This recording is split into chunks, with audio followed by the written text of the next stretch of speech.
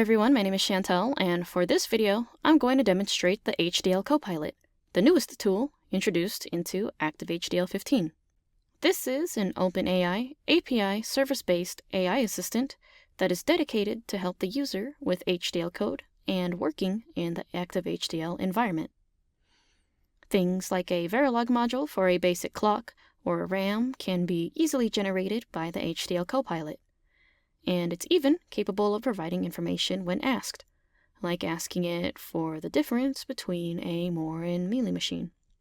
It is also integrated with Active-HDL's HDL Editor, and it can be used to analyze parts of code and assist with providing solutions for some options like optimization, which I will show in this video. So let's get right into it. The first thing that needs to be done is to get an API key for the Copilot. To do this, go to platform.openai.com and create or log into an account. Once logged into the account, go to Settings, and then go to Billing. In order for API requests from the HDL Copilot to work, the OpenAI account needs to have credit to use. Otherwise, there will be errors when attempting to use the HDL Copilot. So make sure that there's some credits available in the credit balance. Once that is situated, click on Dashboard to head to the project's main page. In my case, I'll be using the default project. On this left-hand side menu, click on API Keys, and this is where you can make a new key for the HDL Copilot. Click on Create New Secret Key, and here you can name your key, choose which project the key is for, and edit its permissions. After configuration, click on Create Secret Key, and a notification and new text box will appear after successfully generating the key. As it says on this window, make sure to save the key because you will not be able to view the full key ever again through your OpenAI account, and you'll have to create a new key again if you lose it. I'll go ahead and copy my API key and click Done. Now I'm ready to set up the HDL Copilot. Back in Active-HDL, click on this icon to open up the HDL Copilot window.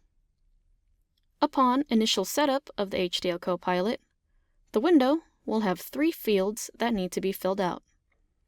The first one is the ChatGPT API key, which I've already copied, so I'll just paste it in. The next one is to specify which model to use. Each model has their own costs and capabilities, but I'm just going to choose the basic 3.5 Turbo model. This last field is used to describe the desired AI behavior. In this case, I want my assistant to provide answers using Verilog HDL code, so I'm just going to type in the description Verilog. Now, with all the fields filled out, I'm going to click on Start Conversation, and we're now in the main HDL Copilot window. In this interface, there's the main body area where the responses will appear, and then there's the field where you could type in your message to the assistant, a button to regenerate an answer, a button to save the conversation, a button to restart the conversation, and a Start New button, where it will take you back to the initial setup screen. Back in the main screen, there's this upper region with a plus sign that you can click on, and it will present an option to choose a conversation style. This affects how the HDL Copilot will respond to what you send to it. Adjusting the bar towards precise will make it answer with fact-based, straight-to-the-point answers, while adjusting the bar towards creative will make it answer more expressively and creatively. The center is a balance of the two, so I'll just have my conversation style set to balanced. And now I'm going to type in clock in the messaging field. And the HDL Copilot responds back to me with a formatted Verilog code for a clock.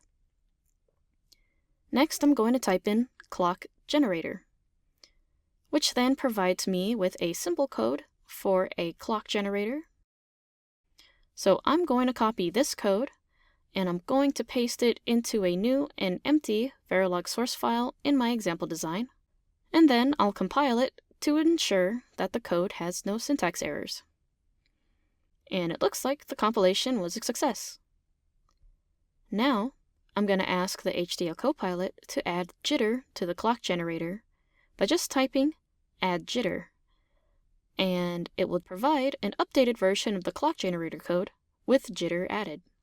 So now I'll copy this new code and replace the old clock generator code, and I'll compile again. Again, the compilation was a success. And now while I have the HDL editor open, I could show some of the integrated HDL Copilot options. When I highlight parts of a code in the editor, I can right-click to access the context menu, and the option, HDL Copilot, is listed. Hovering over this option expands out to 7 more options. First, I'll show what happens when an option is selected by using the Explain option. When I click on it, the HDL Copilot sends a query from my end with the piece of highlighted code attached to it, all properly formatted, asking the HDL Copilot to explain what the code does. And then the HDL Copilot responds back accordingly.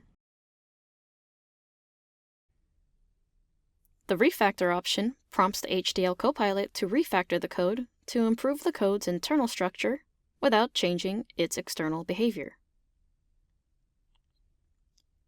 Optimize makes the assistant analyze and find ways to improve the code's performance.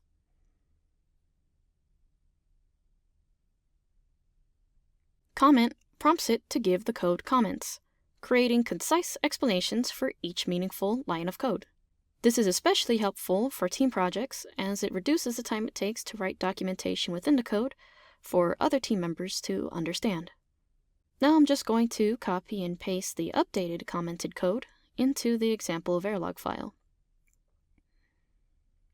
The next option is Document, which prompts the assistant to write down documentation for the code. The result is a concise and organized response that summarizes the function of the code. This is useful for quickly generating information for README files or for project documents. The final option is the Custom option, which takes you back to the HDL Copilot window and lets you type out your specific request with the highlighted code attached.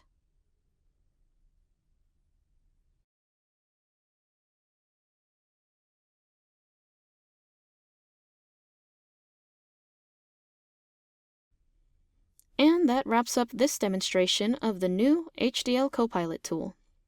Currently, AI is becoming faster and more accessible with all the attention and development it's getting.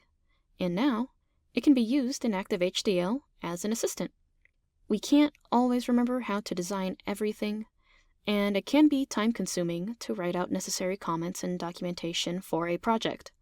Whatever the case may be, the HDL Copilot is there to help, potentially making the design and verification process easier and faster. Thank you for watching.